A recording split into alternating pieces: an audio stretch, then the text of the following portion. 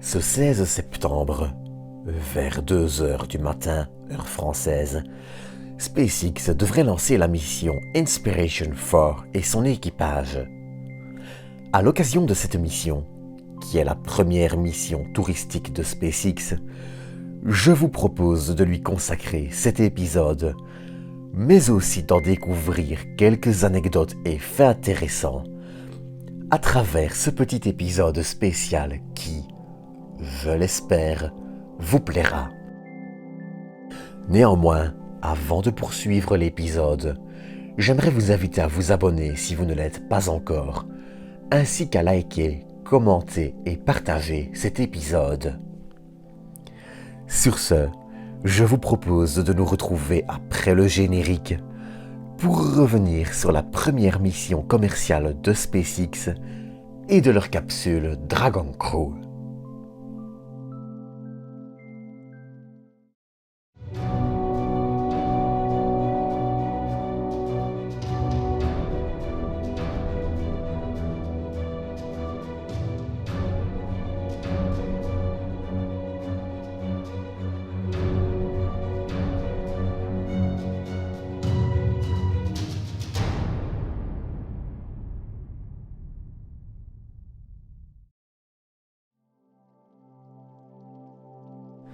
Cette nuit, les astronautes Jared Isaacman, Sian Proctor, Haile Arsenault et Christopher Sembrowski devraient s'envoler vers l'orbite basse depuis le légendaire pas de tir 39A de Cap Canaveral pour ce qui est la première mission spatiale touristique à aller en orbite et la première également pour SpaceX.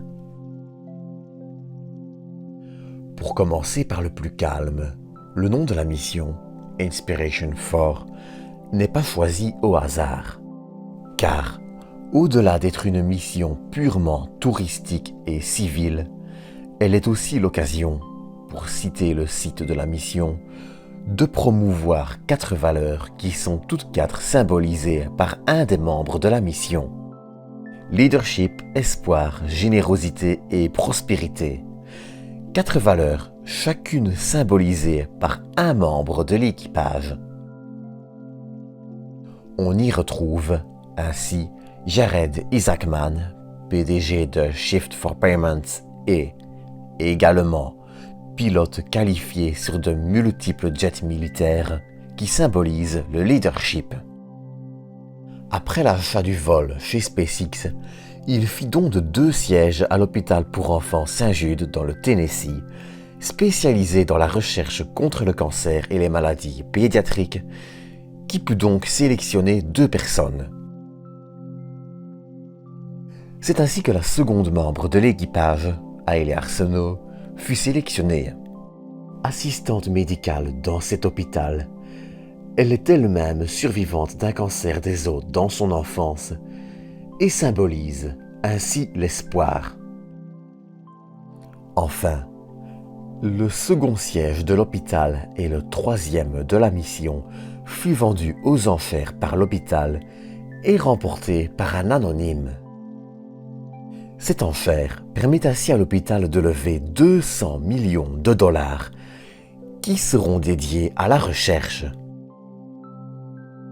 Ce 3e siège fut donné au vétéran de l'US Air Force, Christopher Sembrowski, qui, lui, symbolise la valeur de la générosité puisqu'il avait lui-même participé aux enchères. Enfin, le 4e siège fut attribué à Sian Proctor par Shift for Payments, qui est entre autres éducatrice et communicatrice en sciences, ingénierie, technologie, mathématiques et j'en passe, et symbolise, elle, la prospérité. Et c'est d'ailleurs elle qui sera la pilote de la mission, là où Isaacman est commandant.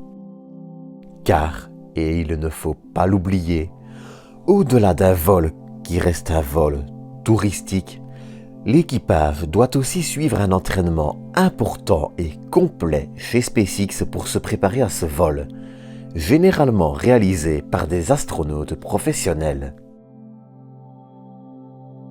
D'ailleurs, ce fut la première fois que SpaceX utilisait ses locaux, et non ceux de la NASA, pour entraîner un équipage, notamment pour les dernières répétitions avant le décollage de l'équipage et de la capsule. Et d'ailleurs, parlons-en un peu de la capsule. La capsule, nommée Resilience, en est à son second vol. Elle a, en effet, déjà volé pour la mission Crew One en novembre 2020. Mais en plus d'avoir déjà volé, elle aura aussi battu un record, et ce, en étant réutilisée seulement 136 jours après son lancement. Mais la capsule n'est pas non plus le seul élément de la mission qui est réutilisé. La Falcon 9, quant à elle, en est à son 3e vol. Inaugurée le 5 novembre 2020, elle revola le 17 juin 2021. Ces 2 premiers vols furent, d'ailleurs, tous deux pour des satellites GPS-3. Mais je m'égare, alors laissons la Falcon 9 de côté et retournons voir notre capsule. On pourrait être tenté de se dire qu'elle est assez classique. Et c'est vrai. En fait, il y a même assez peu à dire dessus.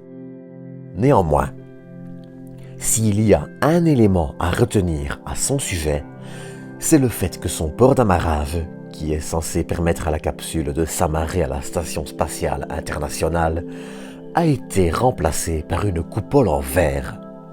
Pour l'anecdote, la coupole est, d'ailleurs, le plus grand morceau de verre en une pièce jamais lancé dans l'espace. Elle dut, néanmoins, recevoir de petits boucliers thermiques pour la protéger des moteurs Draco qui permettent à la capsule de contrôler son orientation. Mais ce n'est pas encore le seul fait intéressant sur la mission. Par exemple, elle est aussi la première mission habitée à ne pas rejoindre l'ISS, la dernière étant la mission de service SM-4 ou STS-125, qui partit effectuer la dernière maintenance du télescope spatial Hubble en 2009. D'ailleurs, si vous désirez en apprendre plus à son sujet et au sujet d'Hubble, je ne peux que vous recommander l'épisode récemment sorti à son sujet. Le lien sera en fiche et dans la description. Pour ce qui est du déroulement de la mission, la capsule vise une orbite dont l'apogée atteint 590 km pour une inclinaison de 51,6 degrés. Elle restera ensuite en orbite pendant 3 jours avant de, finalement, venir se poser dans l'océan Atlantique le 19 septembre. Mais en plus d'être une mission singulière dans l'espace, elle l'est aussi ici, sur Terre. Je ne parlerai pas ici du fait qu'elle a fait l'objet d'une série de documentaires sur Netflix, mais plutôt de bateaux. Je m'explique. En mars 2021, SpaceX laissait définitivement tomber l'idée de récupérer ses demi-coiffes à l'aide des bateaux à filet Mrs. Tree et Mrs. Chief, en décidant, plutôt, de déplacer les orifices de ventilation au-dessus de la ligne de flottaison et de simplement repêcher les coiffes. Néanmoins, après le départ des bateaux dédiés à cette tâche, SpaceX dut se rabattre sur d'autres navires pour les récupérer, comme Go Searcher et Go Navigator, entre autres. Pour compenser ce manque, SpaceX vient, maintenant, de mettre en service 2 autres navires qui permettront de repêcher les coiffes et aussi de remorquer les barges à Shortfall of Gravitas, qui peut aussi se déplacer seul et fut récemment inauguré, et Just Read the Instructions.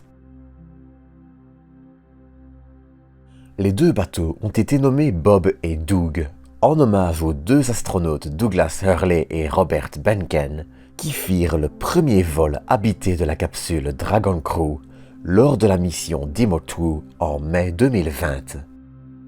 Là où il y a un lien avec cette mission, c'est que, si tout se passe bien, un des navires devrait être inauguré à cette occasion, même si les informations restent encore floues au moment où j'écris cet épisode.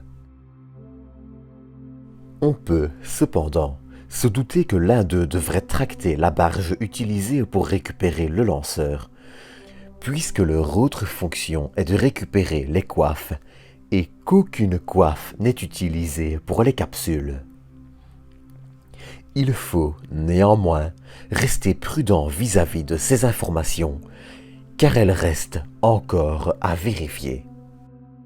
En plus de tout ça, la mission est également l'occasion de faire quelques expériences sur la santé, ainsi que de tester un système d'échographie dopé à l'intelligence artificielle, censé être utilisable avec un minimum de connaissances, et qui pourrait profiter tant à de futures missions spatiales que sur Terre.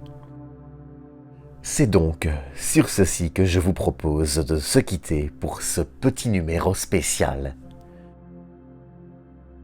Comme d'habitude, j'espère que vous l'aurez apprécié et je vous donne rendez-vous dans quelques jours pour une nouvelle vidéo. D'ici là, prenez soin de vous, prenez soin des autres et à bientôt pour une nouvelle dose d'espace.